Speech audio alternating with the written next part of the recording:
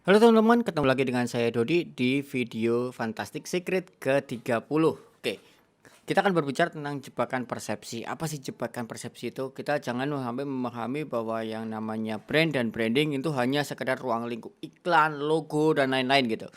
Bahwa branding more than logo, branding more than visual identity, branding more than advertising, more than communication.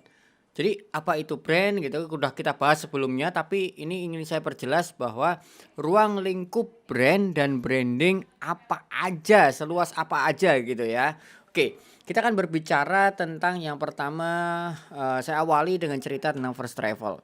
Nah, First Travel ini adalah sebuah travel yang cukup keren menurut saya di awal-awal karena harganya cukup murah, tapi walaupun itu harga nggak masuk akal gitu, tapi ya tetap orang percaya. Akhirnya apa yang terjadi?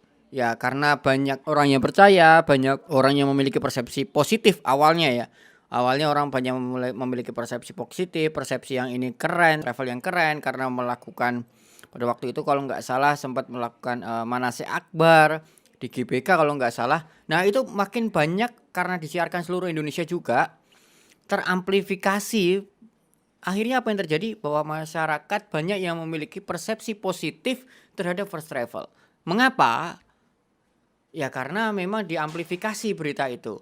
Harganya murah, jamaahnya banyak gitu, makin banyak orang yang percaya. Nah, namun sampai satu titik tertentu yang dimana ownernya dianggap melarikan gitu.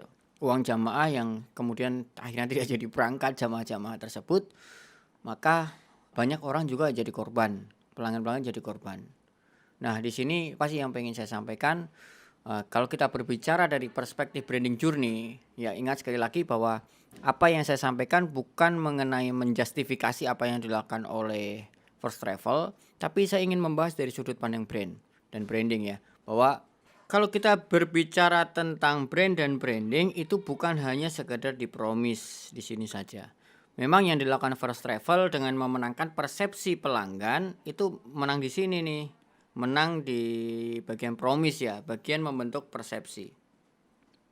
Menang bahwa First Travel dianggap awalnya calon konsumen memiliki persepsi bahwa ini travel yang gede, banyak yang pakai karena juga ada artis kayaknya di situ. Kemudian melakukan manasik akbar gitu kan, itu melakukan promise tuh, brand delivery promise. Akhirnya terbentuk sebuah persepsi. Ketika konsumen memiliki persepsi tertentu, maka ingin tertarik untuk membeli. Kemudian ketika membeli ada yang diberangkatkan dan ada yang tidak gitu kan. Nah, ketika di sini ada yang berangkat, ada yang ditunda, bahkan gagal, tunda atau gagal. Nah, mulailah di sini jamaah-jamaah yang gagal berangkat ini artinya ini adalah konsumen yang dikecewakan. Dikecewakan oleh First Travel. Ketika kecewa ya akhirnya reputasi negatif di sini, ya, reputasi negatif di sini ya. Nah, apa yang terjadi dengan First Travel itu sebetulnya adalah pelajaran penting buat kita. Ketika kita tujuannya adalah loyalitas, ingat bahwa tujuan brand itu cuma satu ya, yaitu loyalitas.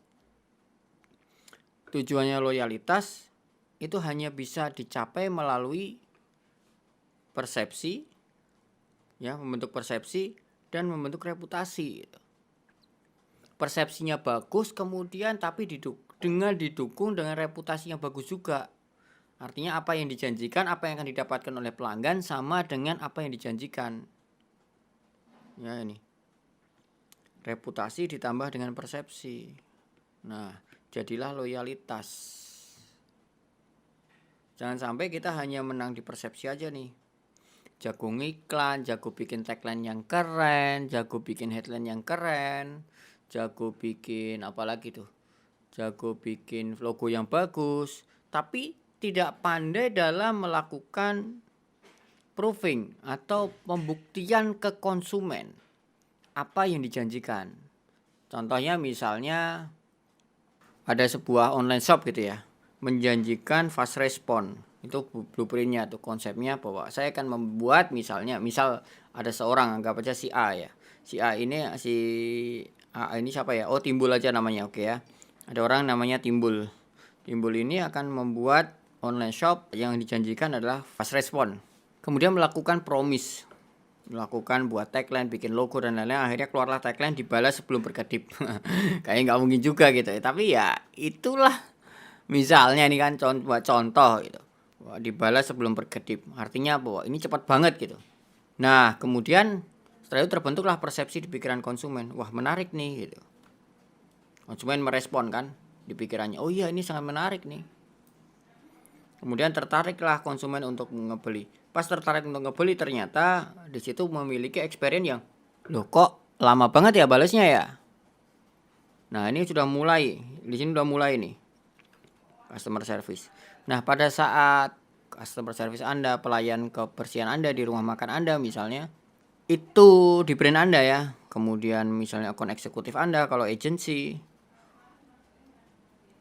melakukan sebuah kesalahan yang dianggap salah oleh konsumen, yang cedera di benak konsumen bukanlah customer service-nya, tapi yang mendapat reputasi buruk itu adalah brand Anda. Betul kan? Yang salah customer service, tapi yang rusak keseluruhan brand. Jadi sebetulnya customer service juga bagian dari brand. Pelayanan itu bagian dari branding juga. Oke, saya lanjutkan dulu. Kemudian pada saat produk itu diterima oleh konsumen ternyata, wah produknya kok juga beda dengan yang diterima oleh konsumen. Udah, berarti ini secara reputasi habis lah udah gitu. Di pikiran konsumen, kapok, wah nggak mau pesen lagi gitu. Nah, selain itu, selain dia memiliki reputasi buruk gitu ya, punya bad experience terhadap sebuah brand Timbul ini tadi, si Timbul ini, online shopnya Timbul, konsumen juga kan biasanya kok menceritakan gitu. Menceritakan, kamu jangan ke sana, kamu jangan beli di Timbul karena online shopnya udah lama balesnya, kemudian produknya beda yang dipesan. Nah, ini teman-teman di sini belajar satu hal yang cukup penting ya, bahwa yang di bagian branding itu bukan hanya bagian ini gitu.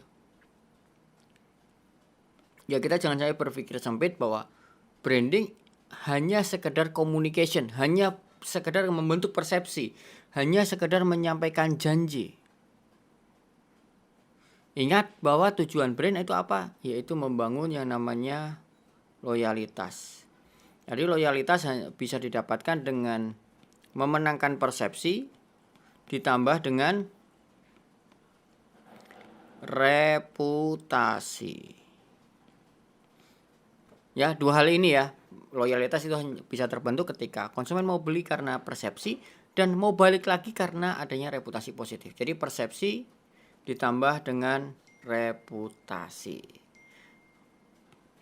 Oke, pada video kali ini apa sih poin inti yang ingin saya sampaikan adalah bahwa kita jangan hanya sekedar memahami brand dan branding hanya dari iklan saja. Jadi kita harus holistik memandang bahwa bagian proving, bagian membuktikan experience membeli, kemudian produk itu sendiri itu adalah bagian dari branding, karena itu semua akan membentuk reputasi di pikiran pelanggan. Oke, kita akan berbicara tentang loyalitas lebih dalam, 4 level loyalitas di video berikutnya. Oke, demikian teman-teman, terima kasih, sampai ketemu di video berikutnya.